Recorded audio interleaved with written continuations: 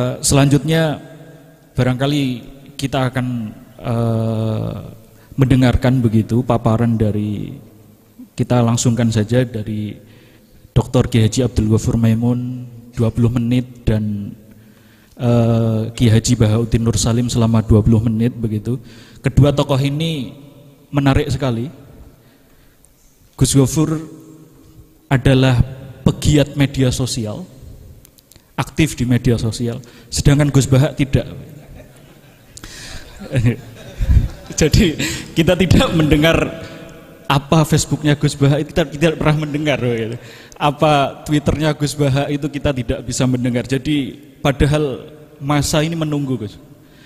Jadi barangkali dari seminar ini kita merekomendasikan Gus Baha ini bisa aktif dalam media sosial begitu. Kita menggunakan media sosial karena ilmu Gus Baha ini banyak ditunggu masyarakat.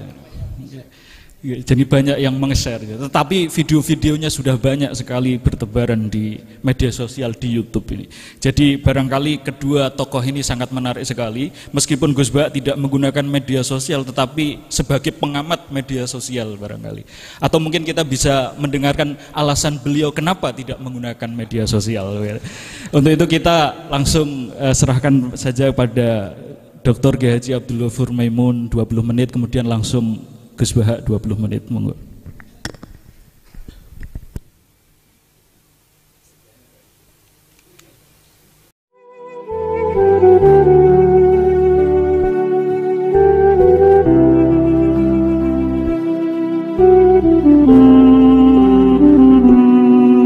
Kullul qulubi ilal habibi tamil ومعي بذلك شاهد ودليل أما الدليل إذا ذكرت محمدا فترى دموع العاشقين. Jadi kalau saya ditanya Gus Barok, cara ngelawan hegemoni barat atau derasnya media massa, ya sudah, kalau nggak punya kan nggak keserang. Makanya saya nggak punya gitu. Jadi orang susah ada gelombang pornografi kan karena lihat. Gus Barok mungkin lihat sehingga merasa ada gelombang pornografi. Lah saya kan nggak punya, makanya saya nggak serang. Karena dulu ngaji saya itu Darul Mafasid Muqaddamun ala Jalbil Masoleh. Kalau disara-saran saddan lidharo'e, kalau rawan bahaya ya nggak usah. Ya saya kira gitu, kira-kira alasan saya kena. Selain mungkin saya tidak kuat beli Gus Barok, tapi kan tidak pantas, saya termasuk orang yang dianggap keren terus nggak kelar itu, tidak mampu beli. Tapi yang saya mencintai anak-anak Anwar karena sealma mater dengan kita, dan nanti kalau misalnya ada tanya jawab ya biasa saja seperti dulu. Anda tidak harus yakin saya benar, meskipun Anda jangan yakin pendapat Anda benar. Tapi masalah media memang mulai dulu Banu Tamim itu pernah juga datang ke Rasulullah bilang innamat hanazinun wa dhammana syainun, itu masyhur. Ya Muhammad, kita ini iman tanpa dijajah Anda. Kita iman karena bukan kalah perang, dan kita komunitas yang besar, sehingga perlakukan kami dengan khusus. Karena sekali saya muji Anda, maka pujian kita adalah menjadi zainun laka, menjadi hiasan, menjadi pencitraan yang bagus bagi Anda. Wa inna dhammana syainun, sekali kita mengkritik kamu maka kamu dalam bahaya, syainun, maka kamu akan hina.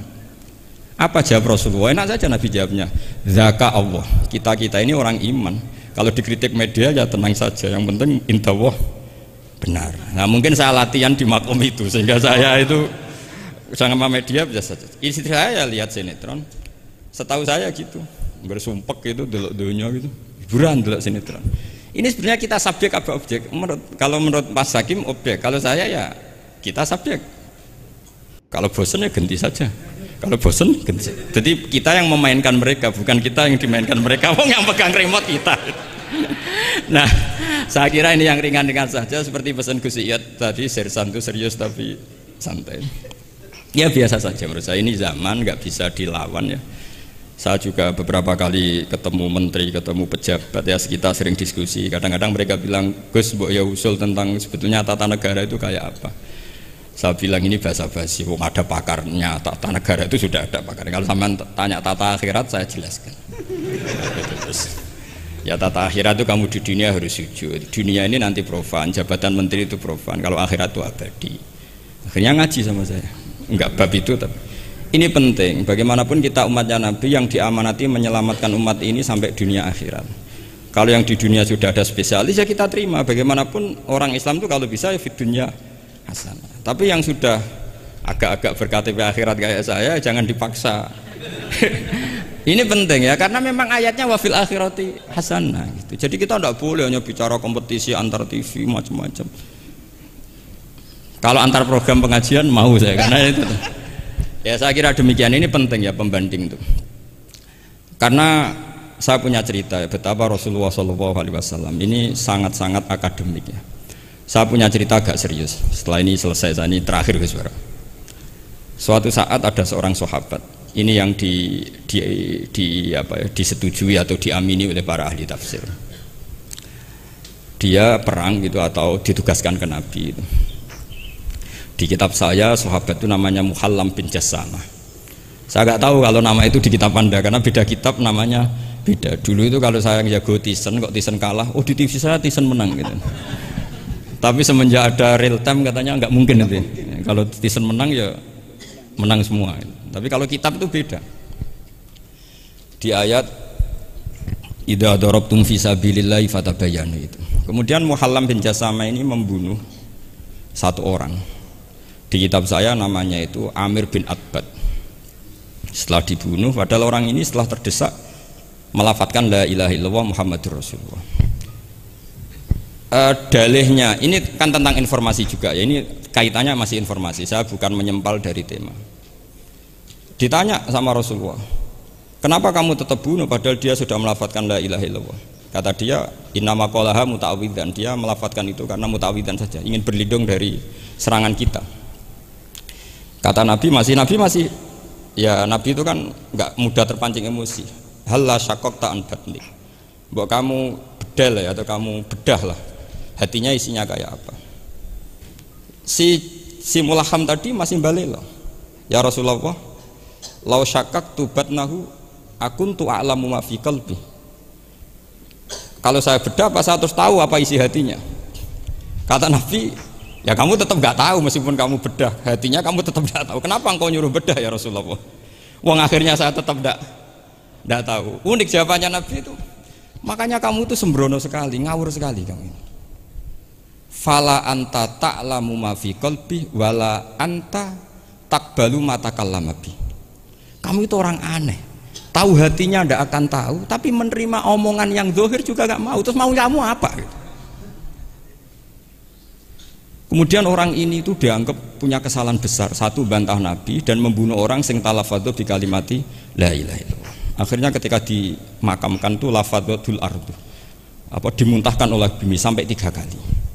Terus Rasulullah ngendikan innal ardo taqbalu man huwa syarrun minhu walakinnallaha wa'adzakum alla ta'udu. Sebetulnya bumi itu sering menampung orang yang lebih jelek ketimbang dia. Kita tahu dulu bumi yang nangkung Namrud macam-macam lah, Abu Jahal, Abu Lahab. Tapi kenapa ini jadi begini, nggak diterima bumi? Karena Allah wa'adzakum alla ta'udu. Allah memberi nasihat supaya kamu tidak mengulang. Artinya begini teman-teman santri ya, dalam menerima informasi itu ada hal-hal yang butuh kita sikapi. Ada yang enggak misalnya gini. Masalah talafut bi kalimati syahadah, bi kalimatai syahadah. Itu siapapun yang melafadzkan harus kita terima karena ini kalimat sakral. Bahkan ketika terdesak. Yaitu masyhur itu dalam cerita sebagian kitab Usama bin Zaid itu pernah membunuh orang padahal sudah talafadhu bi syahadatin. Itu sama Nabi disalah-salahkan. Padahal kata Usama, tapi dia sudah memotong tangan kita, kaki kita. Masa pas kita punya kesempatan tidak boleh bunuh ya Rasulullah? Kata Rasulullah tetap saja ngendikan kaifa tasna'u bila ilahil wahida ja'at yaumal qiyamah. Terus begitu. Nah ini kalau dalam ilmu tafsir atau ilmu hadis disebut kebenaran absolutisme. Sehingga ada hadis mangqala la ilaha illallah dakhalal jannah wa in zana wa in saraka. Kalau di bab fikih informasi itu bisa kita terima kalau mukhbirnya itu adil. Datanya valid. Tapi khusus kalimat syahadat itu tidak, wa in zana wa in saraka harus kita terima. Sehingga kita tidak pernah mengkafirkan orang fasik. Misalnya lonte ditanya Tuhan siapa, ya Allah. Rektor Al-Azhar jawabnya ya Allah. Ketua MUI ya jawabnya ya.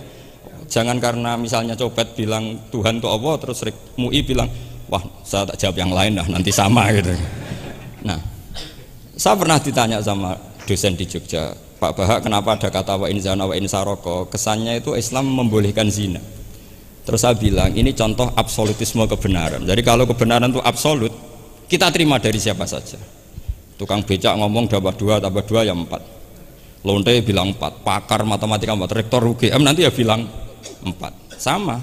La ilaha illallah itu kalimat yang absolut. Sehingga di TV misalnya, apapun TV Yahudi atau TV Nasrani, kalau programnya itu benar menerangkan kebenaran, meskipun mereka niatnya bisnis, tapi kalau kalimat itu kalimat yang benar, ya mau tidak mau kita terima. Terus kedua, ada informasi yang kita sikapi dalam suasana genting. Kayak zaman perang Uhud, ada isu bahwa Rasulullah itu kutilah, dibunuh. Kemudian ini melemahkan para orang Ansor dan Muhajirin, atau Muhajirin dan Ansor. Terus kata Rasulullah, Umar, ajibu, kamu harus menjawab bahwa saya masih. Akhirnya Umar berteriak keras bahwa Rasulullah itu masih hidup. Ini contoh-contoh informasi yang secepatnya harus dijawab. Terus ketiga, informasi yang nggak penting dijawab karena memang sudah hoax, sudah sampah. Misalnya gini, orang melihat di TV infotainment itu nggak pernah yakin kok benar apa enggak. Ibu-ibu itu butuh hiburan, melupakan suaminya, utangnya, macam-macamnya. Makanya saya bilang, ibu-ibu ini subjek, bukan objek. Jadi ini yang saya beda dengan Mas Hakim. Tentu saya punya sisi kesalahan, karena saya juga nggak perlu akurat, karena ini tidak bidang saya. Tapi cukup jadi pembanding, karena ini menyangkut harga diri Mas Hakim. Kesannya kalau kita objek kan kita ini kayak orang bodoh yang diatur-atur gitu. Tapi kalau subjek kan keren gitu, karena ya saya kira demikian. Assalamualaikum warahmatullahi wabarakatuh.